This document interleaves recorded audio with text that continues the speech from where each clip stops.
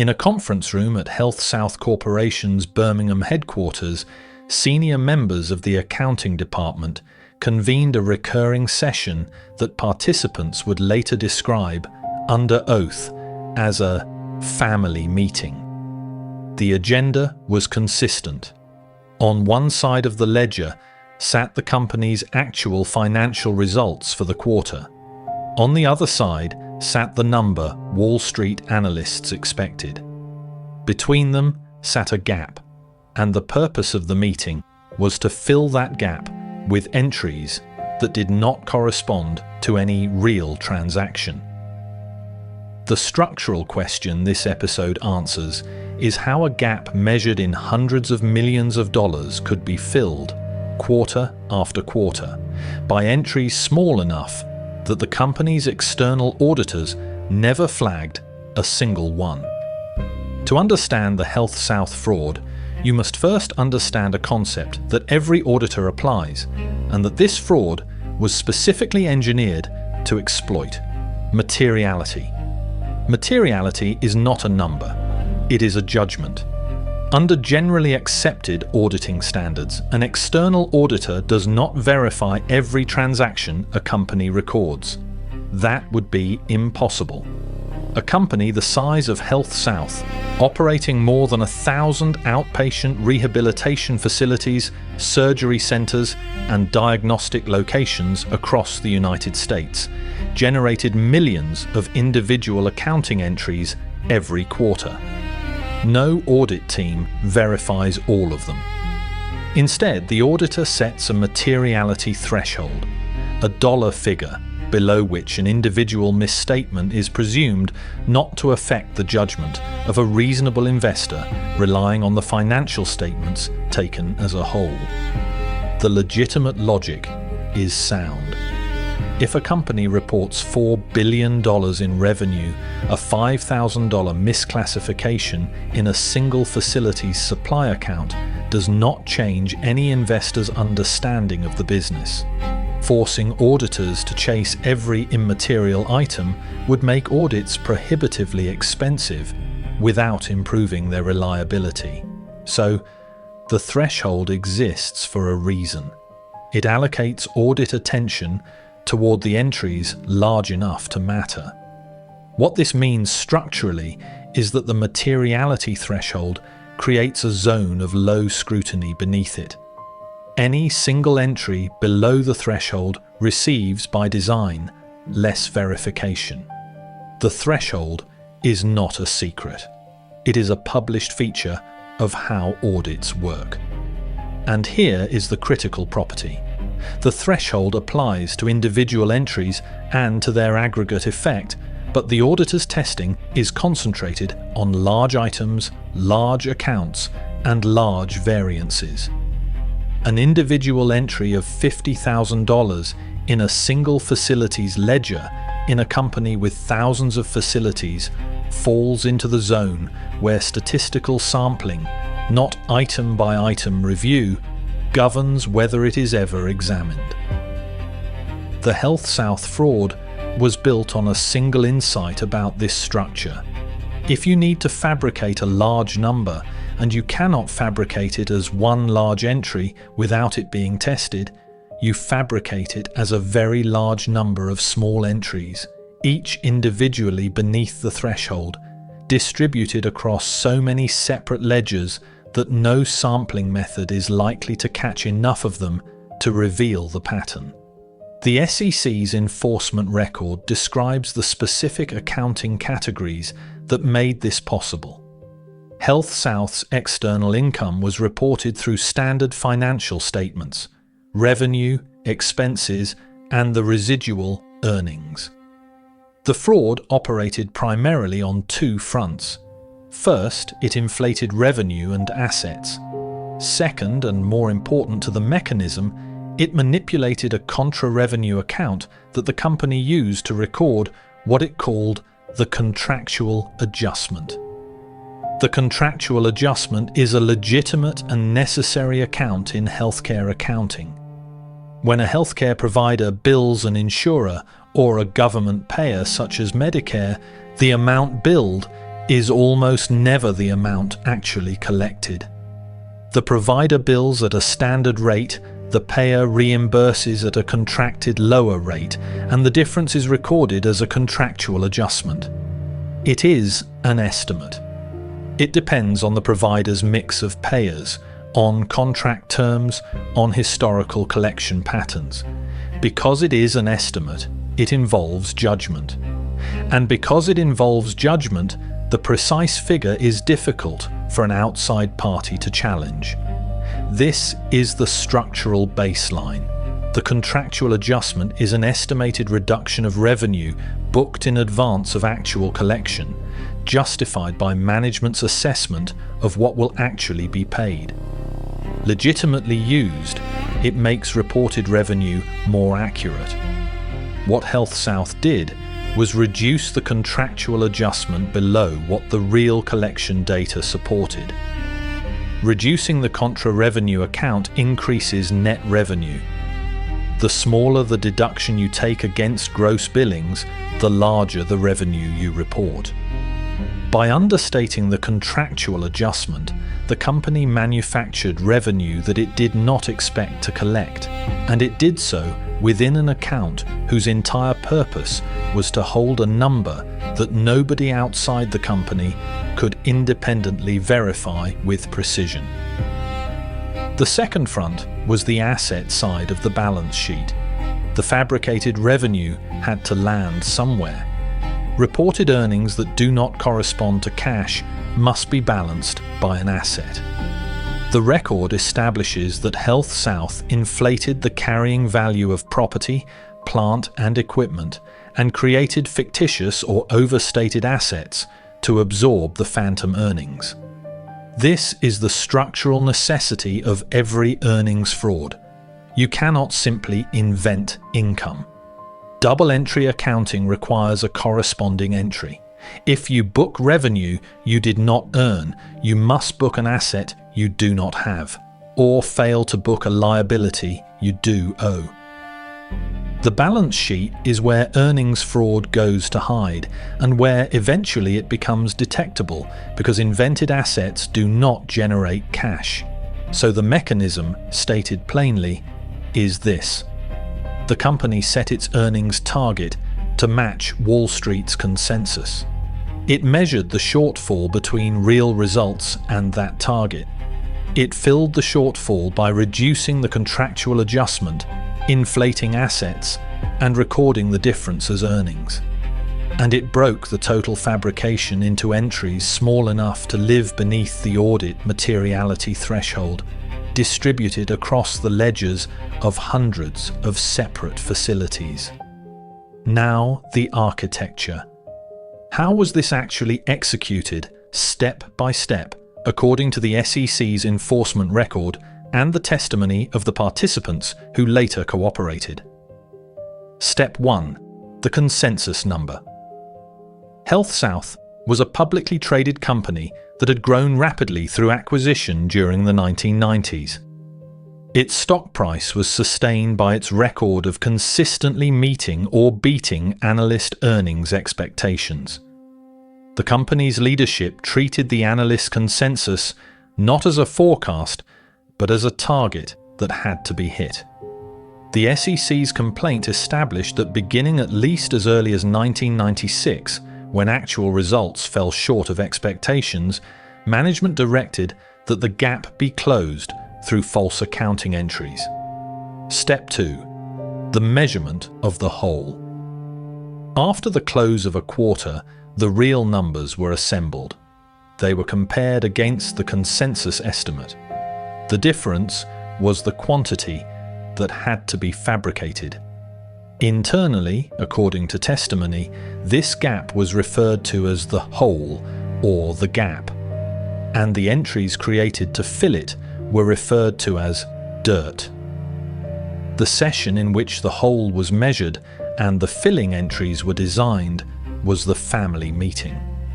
This was not metaphorical.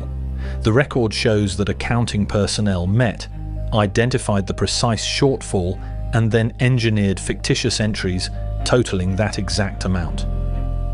Step 3. the distribution. This is the heart of the mechanism.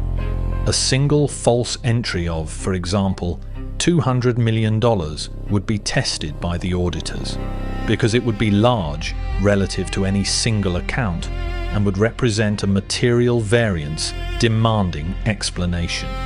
So the total was not booked as a single entry, it was decomposed. The fabricated total was divided into many smaller entries and allocated across the general ledgers of the company's many individual facilities. Each facility carried its own asset accounts. A modest false addition to the fixed asset balance of one facility repeated across hundreds of facilities, summed to the required total, while leaving each individual entry beneath the threshold at which it would draw individual scrutiny. The structural elegance, and it is worth pausing on this, is that the fraud exploited the company's own decentralized structure. HealthSouth's growth by acquisition had produced exactly the kind of sprawling, many-ledgered enterprise in which entries could be hidden by dispersion. A small company with a single set of books cannot hide a fabricated entry because every account is large enough to test. A company with 1,000 facilities can hide a fabrication by spreading it across 1,000 small accounts, none of which is large enough on its own to demand examination. Step 4. The asset accounts as the destination. The record establishes that a favored destination for the false entries was the property, plant and equipment line, and specifically additions to fixed assets at the facility level. There is a reason this account was chosen. Fixed assets are recorded at cost and depreciated over years. An auditor verifying revenue can trace it to cash receipts. An auditor verifying a fixed asset is verifying that equipment exists and was purchased. But across hundreds of facilities, each carrying substantial legitimate equipment, a small overstatement at each location is difficult to detect by sampling, because the sample is unlikely to land on the specific fictitious additions and because the additions were small relative to each facility's real asset base. The fraud also used what testimony described as AP, accounts payable, and other accounts, but the persistent structural choice was to keep individual entries small and to place them where their smallness would protect them. Some entries were recorded in a category internally tracked and reconciled in a way that allowed the company to monitor the cumulative fabrication. The participants knew the total they had created. They maintained, in effect, an internal accounting of the false accounting. Step 5. The cumulative balance. Each quarter that the company fell short, the hole was filled, and the fabricated assets on the balance sheet grew. This is the compounding property of earnings fraud. A one-time fabrication can, in principle, be reversed.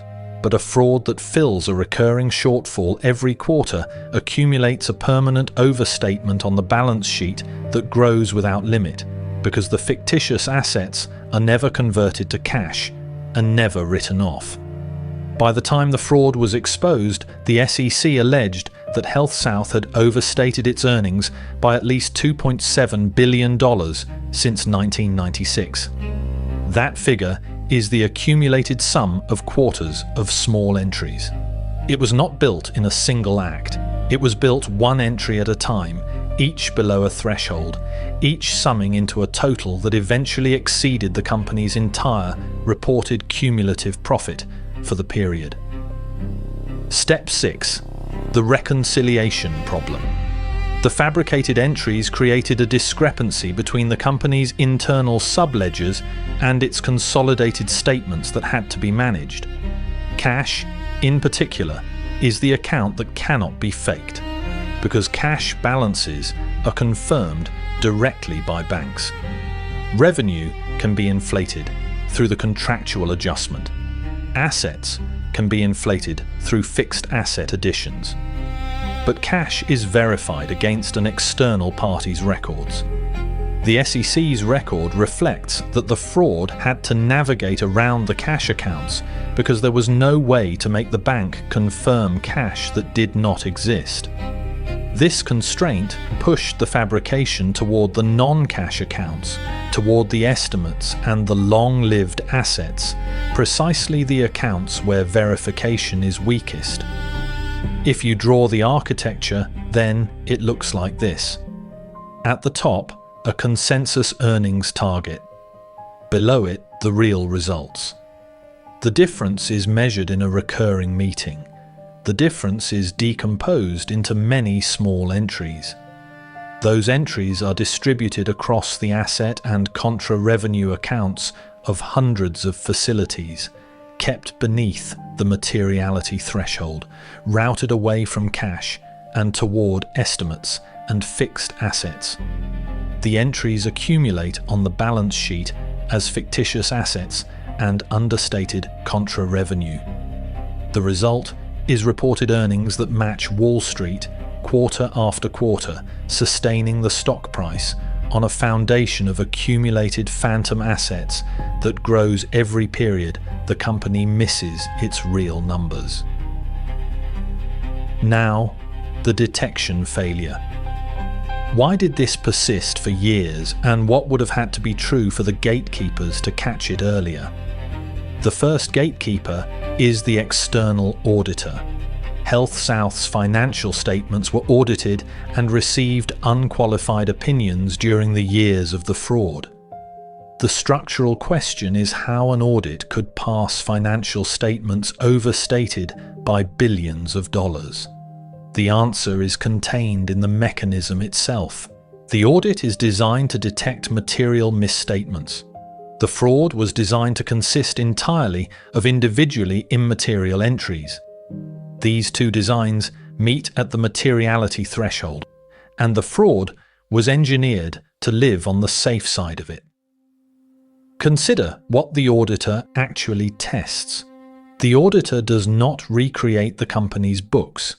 The auditor obtains the company's financial statements and performs procedures to obtain reasonable assurance that they are free of material misstatement.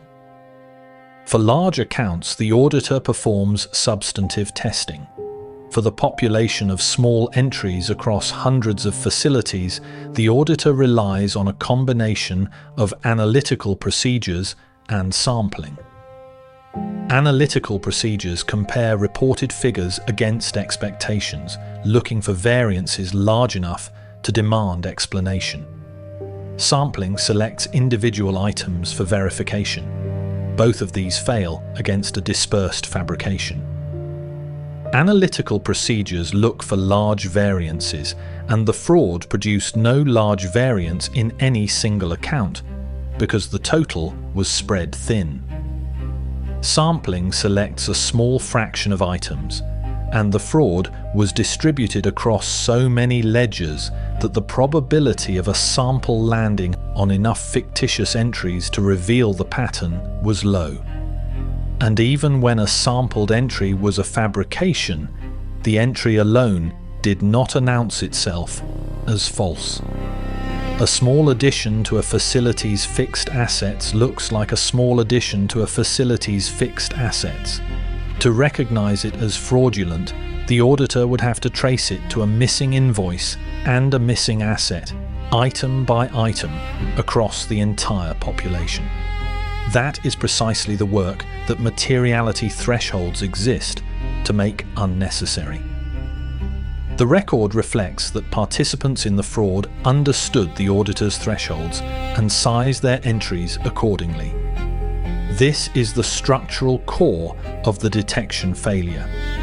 When the people preparing the books know the threshold below which the auditors will not individually test, and they keep every fabricated entry below that threshold, the audit's verification method is defeated not by deception about any single entry, but by the architecture of dispersion. The audit was looking for elephants. The fraud was a swarm of insects. There is a second-order failure in the analytical procedures. A fraud that consistently produces results matching the consensus estimate quarter after quarter should itself be a signal. Real businesses do not hit their numbers with that precision. Earnings that are too smooth, that never miss, that always land within a fraction of expectations are statistically unusual. Real operations are noisy. The remarkable consistency of HealthSouth's reported results, viewed structurally, was evidence of management of the numbers. But consistency that points toward the consensus is precisely the kind of result that does not trigger a variance investigation, because the numbers are landing where the model expects them to land. The analytical procedure asks whether results deviate from expectation. Fabricated results that match expectation pass the analytical procedure by definition. The third gatekeeper is the analyst community, and here the failure is incentive structural rather than procedural. Analysts who covered HealthSouth were rewarding the company for hitting its numbers. The stock price depended on the consistency that the fraud manufactured. An analyst's models took reported earnings as input. The fraud corrupted the input. There is no analytical model that detects fraud in the very figures it consumes as data. The analyst was not positioned to verify the financials.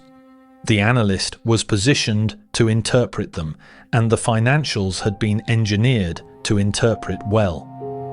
The fourth gatekeeper is internal. A fraud requiring recurring meetings of accounting staff necessarily involves many participants. The SEC ultimately brought actions against multiple HealthSouth financial executives, and several pleaded guilty and cooperated. The structural point is that the fraud's reliance on dispersion required a coordinated internal effort. Many people had to know how to size the entries, where to book them, and how to keep the internal records that tracked the cumulative fabrication. A fraud confined to one or two people cannot manage a distribution across hundreds of ledgers. This is the fraud's vulnerability as well as its method. The more people required to sustain it, the more people exist who can expose it. What would have had to be true for earlier detection? The audit would have had to abandon reliance on materiality thresholds for accounts known to depend on management estimates, and instead perform substantive verification of asset existence at the facility level. It would have had to treat the suspicious smoothness of the reported results as a fraud risk indicator, rather than as evidence of a well-run company. And it would have had to reconcile the company's reported earnings against its cash generation. Because the deepest tell of this fraud, and of nearly every earnings fraud, is the divergence between reported profit and operating cash flow. A company reporting growing earnings that does not generate corresponding cash is reporting earnings that are not real. The cash that the fictitious assets should have produced never arrived because the assets did not exist. That divergence was on the face of the statements for anyone who compared the income statement to the cash flow statement across years. The unraveling, the exposure of the HealthSouth fraud followed a sequence that the SEC's enforcement record documents. In the months before the collapse, HealthSouth made disclosures concerning the effect of a change in Medicare reimbursement rules on its business. The stock declined.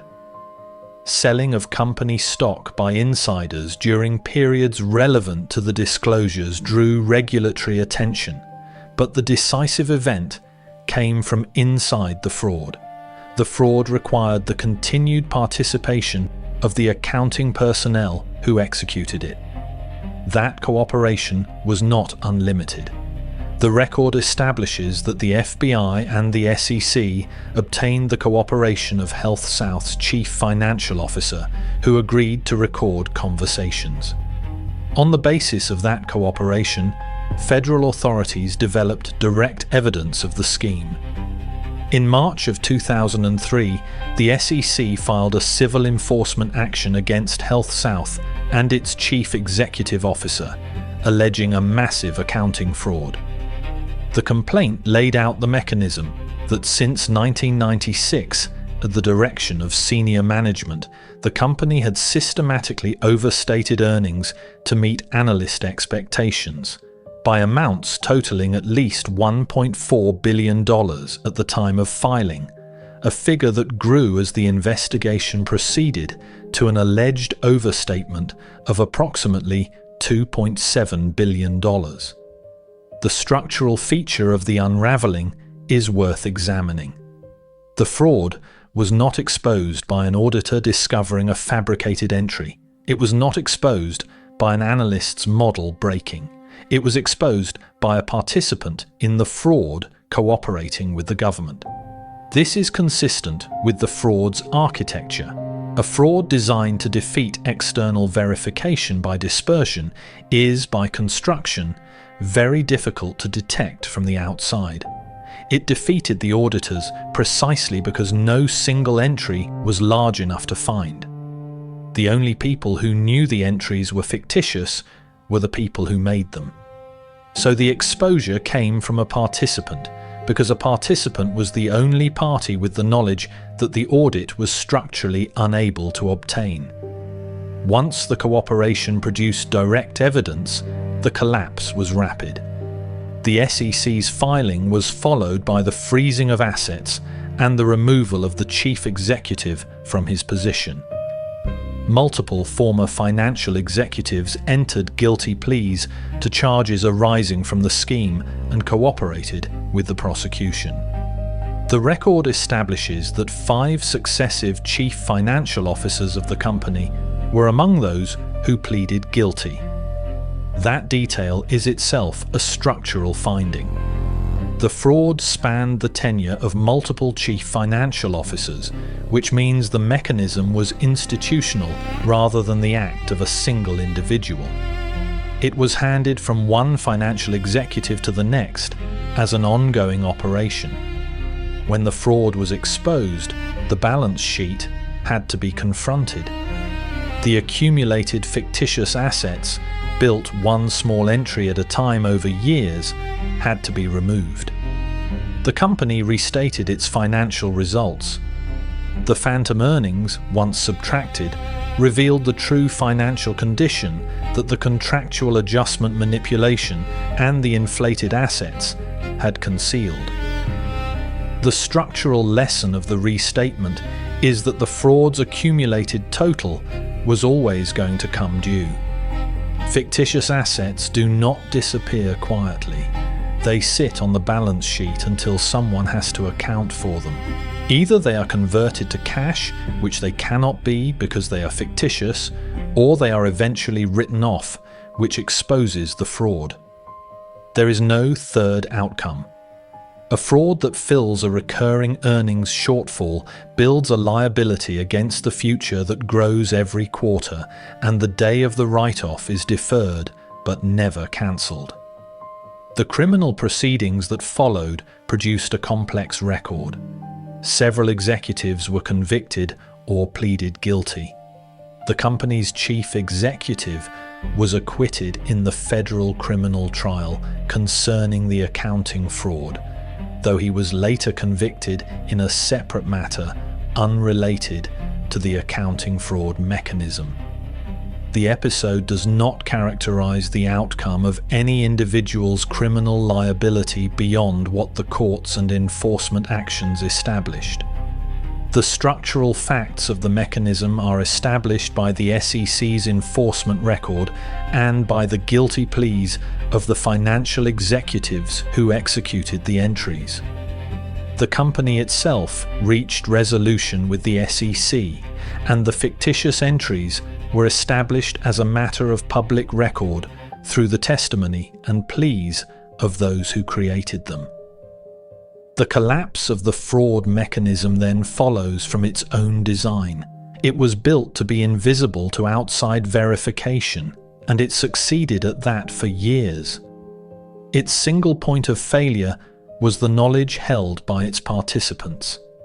When that knowledge was made available to the government by a cooperating participant, the fraud that no auditor could find from the outside was documented from the inside in a matter of weeks. What does the HealthSouth case establish about the mechanism, considered as a forensic matter? First, it establishes that the materiality threshold, an essential and rational feature of auditing, can be inverted into a tool of concealment. The threshold exists to allocate audit attention efficiently. A fraud that decomposes a large fabrication into entries individually below the threshold, distributed across enough separate ledgers to defeat sampling, exploits the threshold's central assumption that individually immaterial entries do not, in aggregate, conceal a material misstatement. HealthSouth demonstrated that with sufficient dispersion, the aggregate of immaterial entries can equal and exceed a company's entire reported earnings, while no individual entry ever rises to the level of material scrutiny. Second, it establishes the structural significance of the divergence between reported earnings and cash generation. The fraud could inflate revenue through the contractual adjustment and inflate assets through fixed asset additions, but it could not inflate cash, because cash is verified against external bank records. The result was a company whose reported earnings increasingly diverged from the cash it actually produced. That divergence is the residue that every non-cash earnings fraud leaves on the face of the statements, and it is the analytical signal most resistant to manipulation, because it cross-checks the income statement against accounts that an external party confirms. Third, it establishes that a fraud requiring many participants carries within it the means of its own exposure. The dispersion that made the fraud invisible to outside verification required coordination among a substantial number of internal personnel. Each participant was a potential source of the inside knowledge that the audit could not obtain. The fraud's method and its vulnerability were the same property. In the aftermath, the regulatory environment in which financial statements are prepared and audited had already been altered by the Sarbanes-Oxley Act of 2002, enacted before the HealthSouth fraud was publicly exposed, but in response to the wave of accounting failures of that period. Sarbanes-Oxley required senior executives to personally certify the accuracy of financial statements and strengthened requirements for internal controls over financial reporting. The structural relevance is direct. A fraud executed through recurring meetings to fill an earnings hole is a failure of internal control, and the certification requirement placed the integrity of the controls explicitly on the signatures of the executives who, in cases like this one, directed the entries.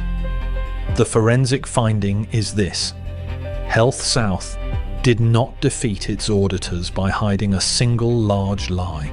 It defeated them by understanding precisely where the boundary of audit scrutiny lay, and by placing every component of the fraud on the unscrutinized side of that boundary. The fraud was not large entries concealed. It was a large total assembled from entries each too small to examine, accumulating on the balance sheet until the only remaining options were conversion to cash that did not exist, or a write-off that would expose everything.